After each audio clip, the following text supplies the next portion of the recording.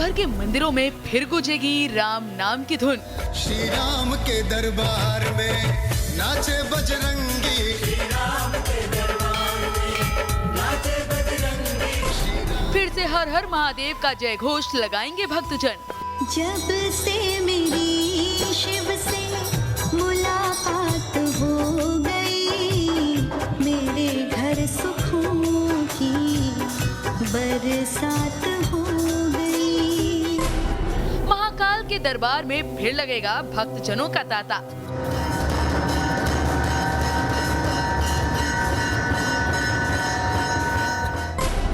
भगवान बद्री विशाल भी देंगे अपने भक्तों को दर्शन।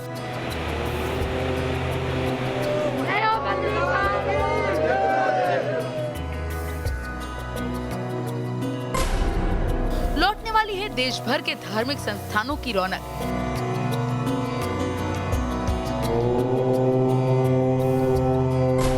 खत्म होने वाली है भक्त और भगवान की दूरी।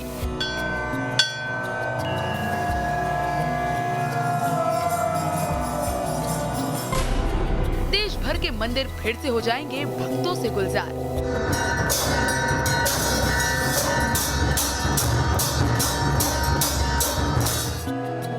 लेकिन बाबा काशी विश्वनाथ के भक्तों को अभी करना होगा थोड़ा और इंतजार। कोरोना काल में भक्त और भगवान की दूरी काफी ज्यादा बढ़ गई है। लॉकडाउन की वजह से देश भर के मंदिरों और सभी धार्मिक संस्थानों में ताला लग गया था और मंदिरों में जाकर मत्था टेकने वालों भक्तों को कोरोना से बचने के लिए घर से ही अपने आराध्य की आराधना करनी पड़ रही थी। लेकिन अब भक्तों को ऐसा नहीं करना पड़ेगा, क्योंकि लॉकडाउन के 2.5 महीने बाद फिर से देश भर के ज्यादातर मंदिरों की रौनक लौटने वाली है और कोरोना की वजह से भक्त और भगवान के बीच की जो दूरी बन गई थी, वो दूरी अब कुछ ही घंटों में मिटने वाली है। और सोमवार के देश के ज्यादातर राज्यों के धर्मस्थल सशर्त खोलने की तैयारी पूरी हो गई है। हालांकि भगवान जगन्नाथ, भगवान काशी विश्वनाथ और ओमकारेश्वर महादेव के दर्शन की इच्छा रखने वाले भक्तों को अगले कुछ दिनों तक और इंतजार करना पड़ेगा। और अपनी इस खास पेशकश में आज आपको हम बताएंगे कि देश के कौन कौन से मंदिर 8 जून से भक्तों के लिए खुलने वाले हैं और कौन कौन से मंदिर भक्तों के लिए नहीं खोले जाएंगे। साथ ही कोरोना काल में मंदिर जाने वाले भक्तों को क्या क्या सावधानी बरतनी पड़ेगी, ये भी बताएंगे। तो बने रहिए न्यूज नेशन के साथ। जी हाँ, ये सब कुछ आपको बताएंगे, लेकिन महामारी जाएगी हार, चलो प्रभु के द्वार, इसी नारे के साथ देश भर में सुबह से भक्तजन भगवान के दर पर पहुंचना शुरू हो जाएंगे। सुबह की सूरज के साथ ही देश भर के मंदिरों में राम नाम और हर हर महादेव का जय घोष गूंजने लगेगा, क्योंकि कोरोना वायरस की वजह से 21 मार्च से भक्त और भगवान की जो दूरी बन गई थी, 80 दिन का वो वनवास अब खत्म होने जा रहा है। और अब कोरोना रूपी राक्षस को खत्म करने के लिए देश भर के भक्त मंदिर, मस्जिद, गुरुद्वारे में पहुंचकर मनोकामना मांगेंगे। देखिए ये रिपोर्ट।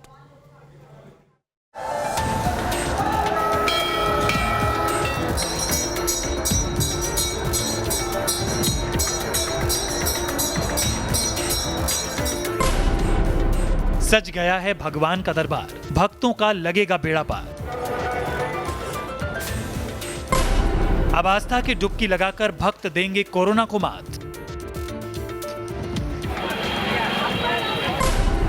कोरोना काल में बदल जाएगा भगवान के दर्शन का तरीका।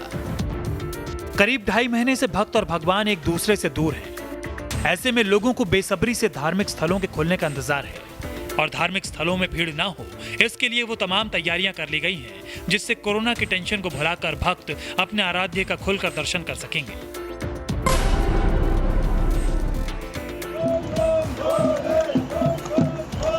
जून के महीने में भक्तों से गुलजार रहने वाले केदारनाथ धाम और बद्रीनाथ धाम में लॉकडाउन की वजह से इस सीजन में अभी सन्नाटा पसरा हुआ था और भगवान केदारनाथ और भगवान बद्री विशाल के कपाट खुलने के बावजूद भक्त मंदिर पहुंचकर अपने आराध्य के दर्शन नहीं कर पा रहे थे। लेकिन भगवान बद्री विशाल के भक्तों की मनोकामना पूरी होने वाली है और बद्रीनाथ धाम के मंदिर परिसर में दर्शन के लिए आने वाले भक्तों के लिए सभी जरूरी एहतियाती इंतजाम कर लिए गए हैं। मंदिर के आसपास और आस्था पथ परिक्रमा स्थल पर 1 मीटर की दूरी पर गोला बनाकर फिजिकल डिस्टेंस की व्यवस्था की गई है। तो वहीं कोरोना वायरस की वजह से इस बार तप्त कुंड में स्नान करने की व्यवस्था बंद कर दी गई है।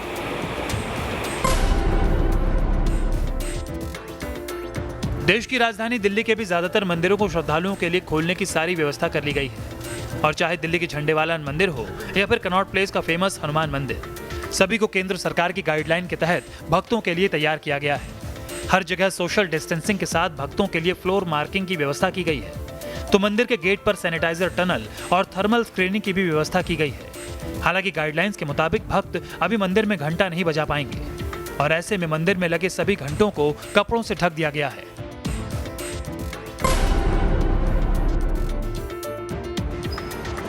लॉकडाउन के बाद भक्तों के लिए मंदिर खोलने से पहले दिल्ली के छतरपुर मंदिर में भी खास तैयारी की गई है।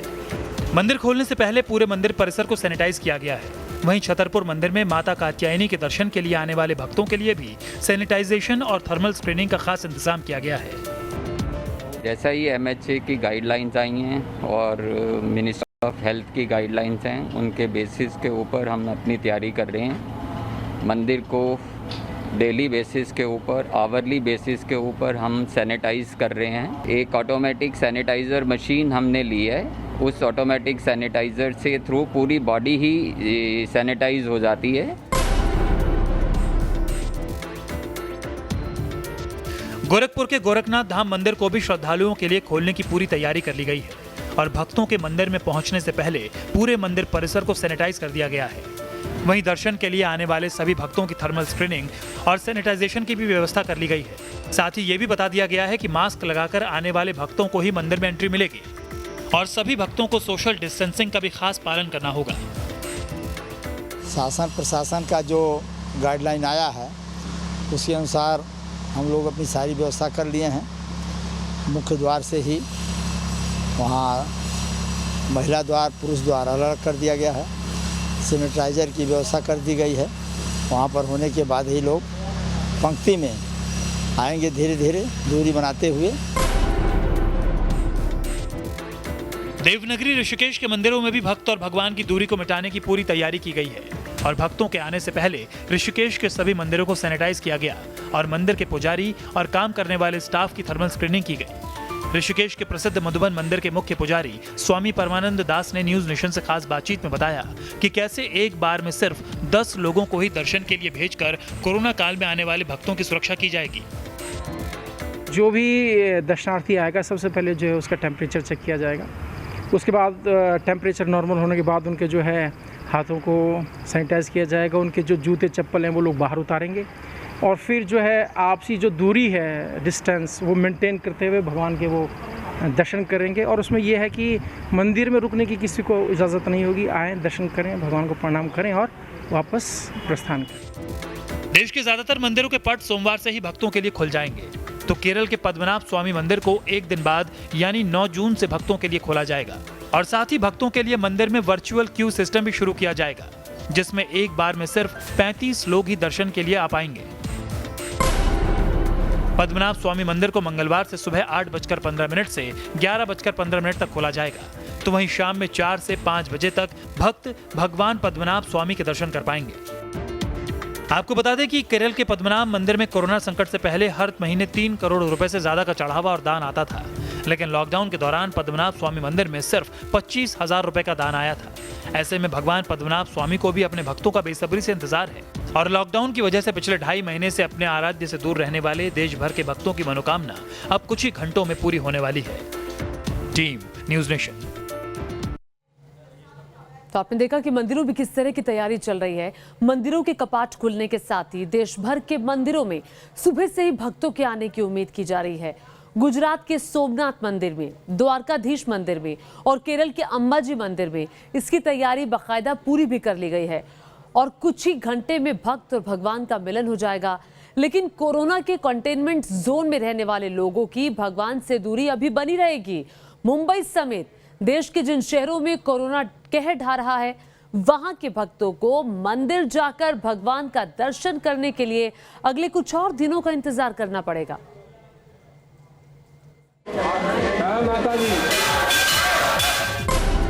भोले की नगरी काशी में अभी नहीं खुलेंगे मंदिर के कपाट। काशी विश्वनाथ के भक्तों को और करना होगा इंतजार।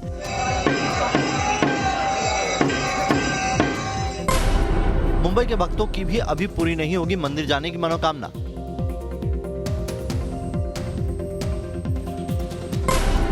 मुंबई के सिद्धिविनायक मंदिर में अभी भक्तों को दर्शन नहीं देंगे गणपति। एक तरफ देश के ज्यादातर धार्मिक संस्थानों को भक्तों के लिए खोलने की तैयारी पूरी कर ली गई है, तो वहीं दूसरी ओर देश के कई ऐसे मंदिर भी हैं जहां भगवान और भक्त की दूरी 8 जून के बाद भी बनी रहेगी। और उनमें सबसे ज्यादा निराश पीएम मोदी के संसदीय क्षेत्र वाराणसी में स्थित भगवान काशी विश्वनाथ के भक्त हैं। कोरोना काल में पहले धर्म और संस्कृति की नगरी काशी भक्तों से भरा रहता था। बाबा विश्वनाथ के मंदिर से लेकर काशी के घाट तक भक्तों का तांता लगा रहता था।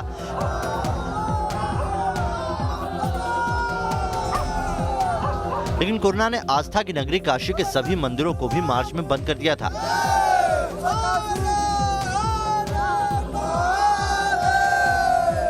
और ऐसे में अब अनलॉक 1 का ऐलान किया गया तो काशी नगरी के लोग भगवान काशी विश्वनाथ के दर्शन का बेसब्री से इंतजार कर रहे थे। भगवान विश्वनाथ के भक्तों को ये उम्मीद थी कि कोरोना की वजह से भगवान विश्वनाथ के भक्तों की जो दूरी बन गई है वो देश के बाकी मंदिरों की ही तरह काशी विश्वनाथ मंदिर में भी 8 जून को खत्म हो जाएगी। लेकिन वाराणसी में कोरोना के बढ़ते प्रकोप की वजह से फिलहाल धार्मिक स्थल, होटल और मॉल को नहीं खोला जाएगा, जिससे श्रद्धालुओं में मंदिर खुलने की खबर से जो उत्साह था वो अब मंदिर के कपाट नहीं खुलने से नाराजगी में बदल गया है।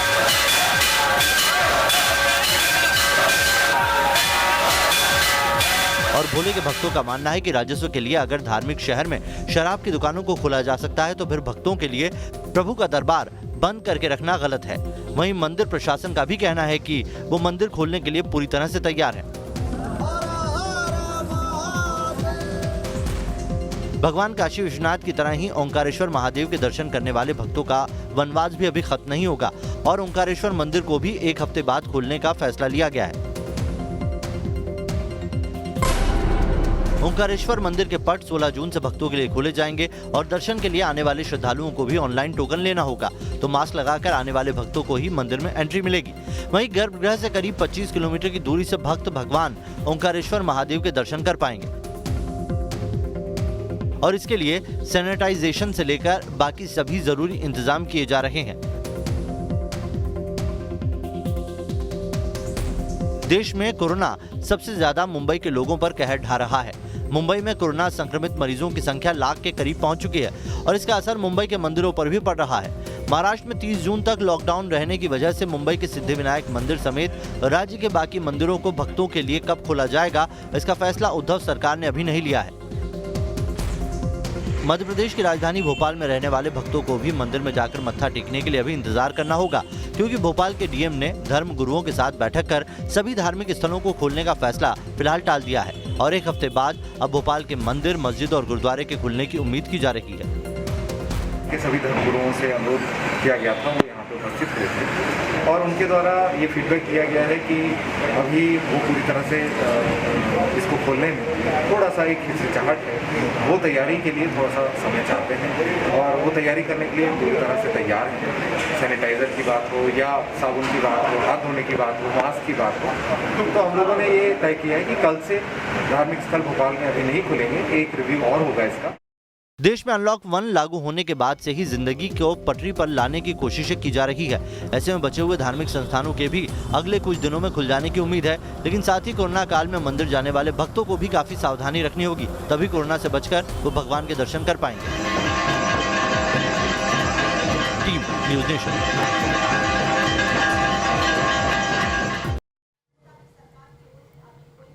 और देखिए, लॉकडाउन के बाद अगर आप भी अपने आराध्य के दर्शन के लिए मंदिर जाने की सोच रहे हैं तो मंदिर जाने से पहले केंद्र और राज्य सरकार की सभी गाइडलाइंस को आप अच्छी तरह से पढ़ लें, जान लें, क्योंकि कोरोना के बढ़ते प्रकोप के बीच मंदिर खोलने का और भगवान भक्त की दूरी को कम करने का जो फैसला लिया गया है उसे सही करने का काम हमारा और आपका ही है।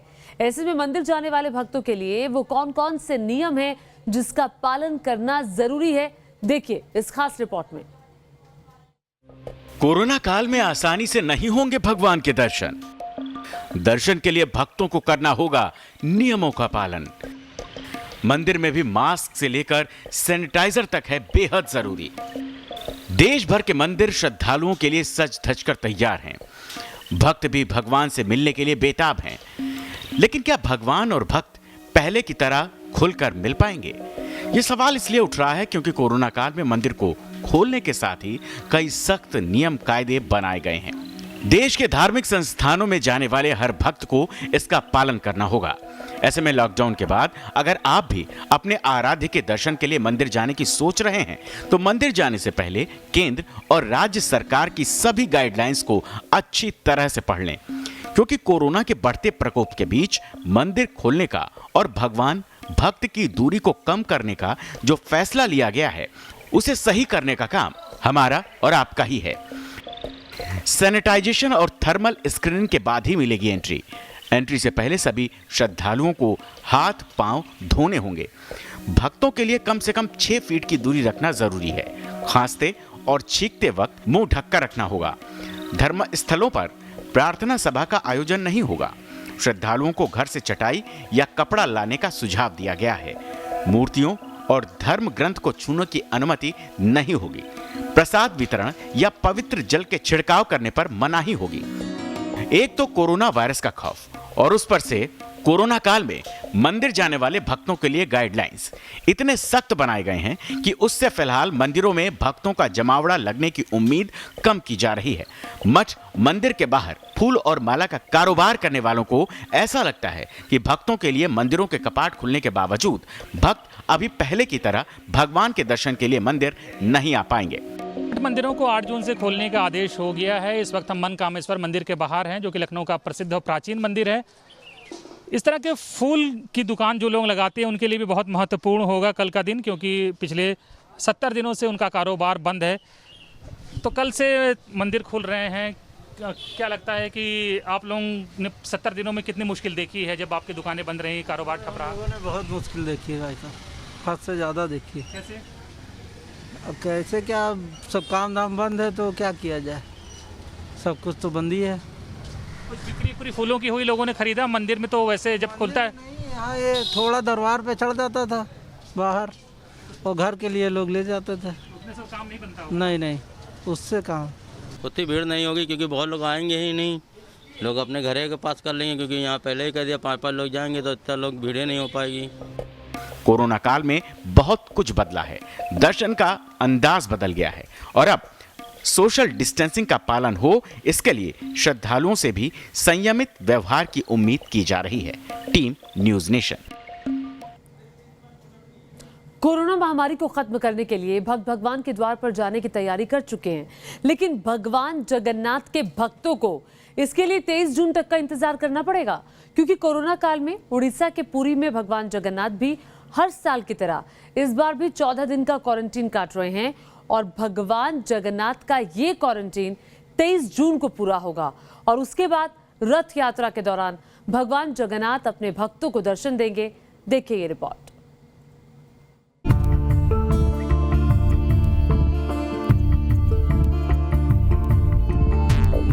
चौदह दिन तक क्वारंटाइन में भगवान जगन्नाथ।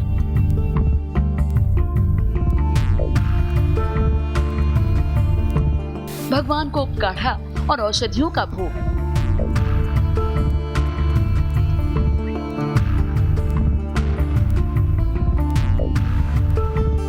ये भगवान और भक्तों का अनूठ रिश्ता है। भगवान अमर हैं, इंसानों को संदेश देने के लिए बीमार पड़ते हैं और 14 दिन एकांतवास में चले जाते हैं। कोरोना काल में बीमार व्यक्ति को अलग रखने की बात की जा रही है, लेकिन भगवान जगन्नाथ जन कल्याण के लिए सदियों से बीमार होने के बाद अलग रहने की परंपरा का पालन कर रहे हैं। भगवान जगन्नाथ की महिमा अपरंपार है। हिंदू धर्म के अस्तित्व से पुरी का ये जगन्नाथ मंदिर, बताया जाता है कि जगन्नाथ मंदिर का सबसे पहला प्रमाण महाभारत के वन पर्व में मिलता है। यहाँ हवा में विपरीत लहराता है ध्वज। पुराणों में इसे धरती का वैकुंठ कहा गया है। स्कंद पुराण में भी पुरी धाम का भौगोलिक वर्णन मिलता है। इस चमत्कारिक मंदिर में सदियों से भगवान के बीमार पड़ने और 14 दिन के एकांतवास में जाने की परंपरा चली आ रही है। रथ यात्रा से करीब 15 दिन पहले पूर्णिमा स्नान उत्सव काफी महत्वपूर्ण है। मान्यता के मुताबिक पूर्णिमा उत्सव में 108 घड़ों के पानी से भगवान का स्नान किया जाता है। स्नान के बाद भगवान की तबीयत खराब हो जाती है। इसके बाद वो एकांतवास में चले जाते हैं। श्रीमद् भगवद गीता के तीसरे चौथे अध्याय में भी भगवान श्री कृष्ण ने इस प्रकार का भाव व्यक्त किया है, ताकि लोग, जनता उससे शिक्षा प्राप्त कर सके। भगवान 108 घड़े से नहाए जाते हैं, स्नान कराए जाते हैं। ज्येष्ठ पूर्णिमा के दिन लौकिक दृष्टि से शीतल ज्वर उनको होता है, संक्रामक रोग नहीं होता है, शीतल ज्वर होता है। उस समय जो उनके अंतरंग सेवक वे उनकी सेवा में होते हैं, लेकिन उन सेवकों को कोई शीतल ज्वर आदि प्राप्त नहीं होता। एकांतवास में मंदिर के कपाट बंद रहते हैं। इस दौरान उनको लगाया जाने वाला भोग भी बेहद खास होता है। बीमार भगवान को सिर्फ तरल पदार्थ दिया जाता है। भगवान को काढ़ा और औषधियों का भोग लगाया जाता है। इनके बुखार आ गई तो निवृत्त कंदर में भगवान का उपचार होता है, पूजा होता है, सेवा होता है, सब कुछ होता है। परंतु सामाजिक दूरत्व और 15 दिन अपने घर किसको ही नहीं इसको देख पाएंगे। भगवान 5-10 दिवस व्यापी निवृत्त कंदर में, बुखार में, बीमार में पड़ते हैं। किसी को कोई भक्त नहीं, कोई देवता नहीं, कोई किसी को दर्शन नहीं देते हैं और सबका बात समझते हैं। वही संसार को, सनातन धर्म को और समग्र मानवीय समाज को वार्ता देते हैं। इस समय पर सचेतन रहो। हम जैसे विधि पालन करते हैं, इसी विधि परंपरा को मानव कीजिए। भगवान जगन्नाथ को श्री कृष्ण का अवतार माना जाता है, जिनकी महिमा का उल्लेख धार्मिक ग्रंथों और पुराणों में भी किया गया है। ऐसी मान्यता है कि जगन्नाथ रथ यात्रा में भगवान श्री कृष्ण और उनके भाई बलराम और बहन सुभद्रा का रथ होता है, जो इस रथ यात्रा में शामिल होकर रथ को खींचते हैं। उन्हें 100 यज्ञ के बराबर पुण्य लाभ मिलता है। रथ यात्रा के दौरान लाखों की संख्या में लोग शामिल होते हैं और रथ को खींचने के लिए श्रद्धालुओं का भारी तांता भी लगता है। कोरोना संकट के बीच कैसी होगी पुरी की रथ यात्रा? जगन्नाथ यात्रा के लिए रथ का निर्माण सरकार की तरफ से तय गाइडलाइंस के तहत चल रहा है, लेकिन रथ यात्रा कैसे निकाली जाएगी ये अभी तय नहीं है। Team news nation. देश के ज्यादातर धार्मिक स्थल कल सुबह से खुल जाएंगे और न्यूज़ नेशन आपसे अपील करता है कि जो सरकार ने नियम बनाए हैं दर्शन के लिए, उन नियमों का पालन आप जरूर करें। एक छोटे से ब्रेक के लिए रुक रहे हैं।